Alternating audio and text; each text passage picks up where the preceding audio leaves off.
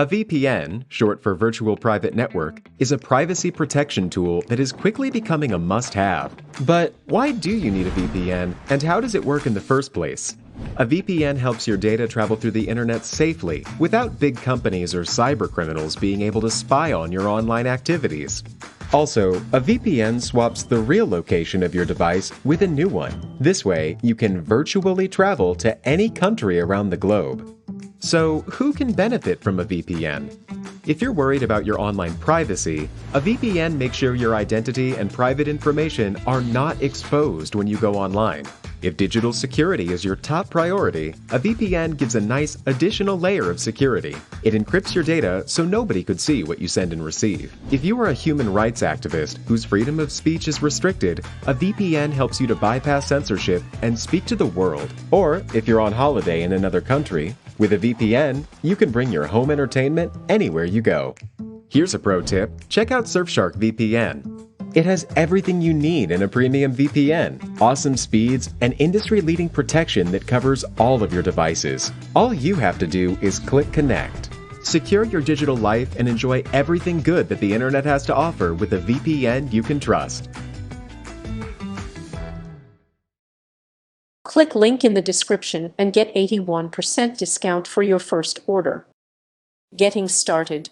Choose a dry mount paper. There are many different brands of dry mounting paper available on the market today. The paper can be purchased in pre-cut packages or in rolls depending on the size you are going for. The primary thing to consider when choosing a paper, though, is whether or not it is acid-free and archival. Traditionally, dry mounting paper can cause bubbling and damage to prints. For a bit more money, though, you can purchase specialty paper that won't ruin your prints over time. Most dry mounting is also permanent, although there are some options that are removable.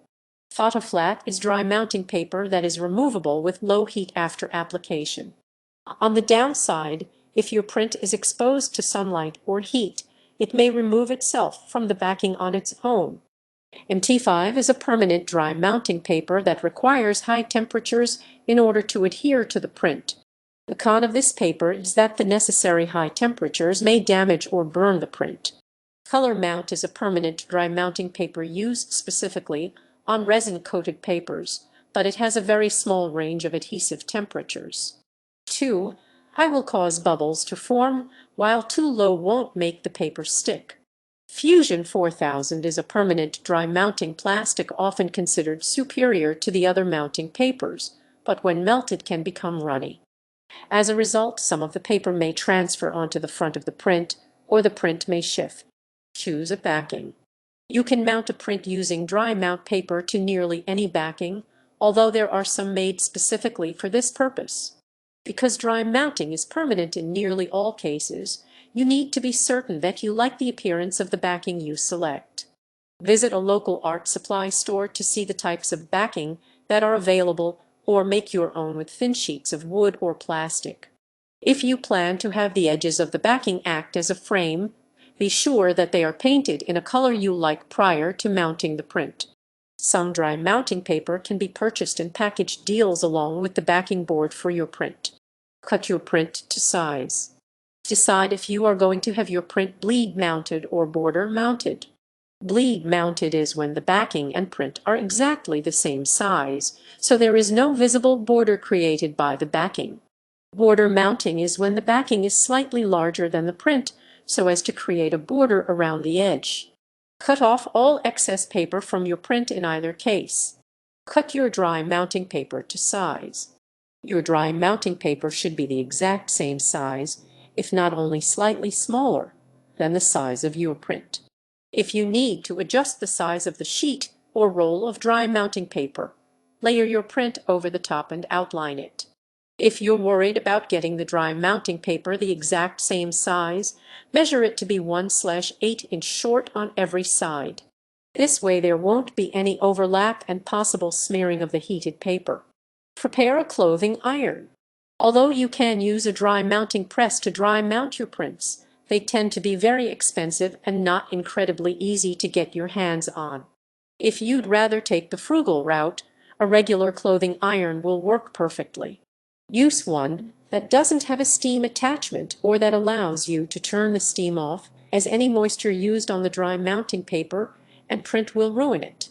It is best to have a separate iron to use for dry mounting from your regular clothing iron, as one that you use on a regular basis is likely to be dirty or have scratches that could ruin your print.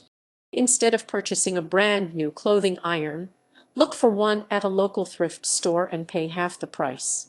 Just make sure the platen is clean and scratch-free so that you don't damage your prints. Dry mounting your print. Heat up your iron. Follow the package directions on your dry mounting paper to see what temperature is needed for the mounting process. Typically, this should range between 160–200 deg F 7193 deg C. Turn on your iron and allow it to preheat while you begin getting your print prepared for mounting. Line up your print, paper, and backing. Layer your print over your dry mounting paper and your chosen backing so that everything is centered. Make sure that none of the dry mounting paper is sticking out from under the print, as this could damage the front side of your print when heated. Tape your print in place. You will start heating the center of your print to dry mount it before you get to the edges, so keep your print in place by taping the edges with painters.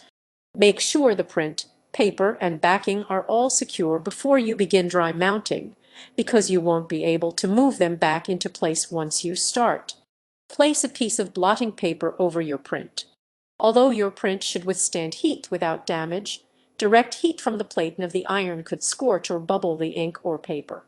Lay a piece of blotting paper over the top of the taped-in-place print in order to act as a shield against damage. Place your iron on the center of the print. The heat from the iron will glue the 3 layers together, keeping them in place for the rest of the mounting process. Let the iron set without moving it on the center of the print for 3–5 minutes. When the print is firmly attached to the backing, you can move on to the next section. Continue mounting the corners with the iron. Follow the same practice as above by moving the iron to each of the corners and edges of the print and allowing it to sit and heat the dry mounting paper.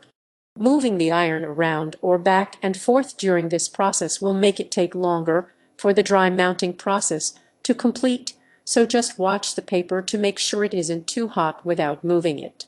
Each time you are ready to move to a new corner, set the iron in the center and slide it out to the corner.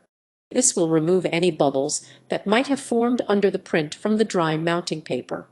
Untape the sides of the print when you are ready to dry mount that area. Be careful not to pull the print away from the freshly mounted backing when you remove the tape. Finish up. When your print is securely attached to the backing on all sides, then the dry mounting process is complete. Allow it to cool for several minutes, and then remove the paper. At this point, you are finished. Follow up with a picture frame for a truly completed look.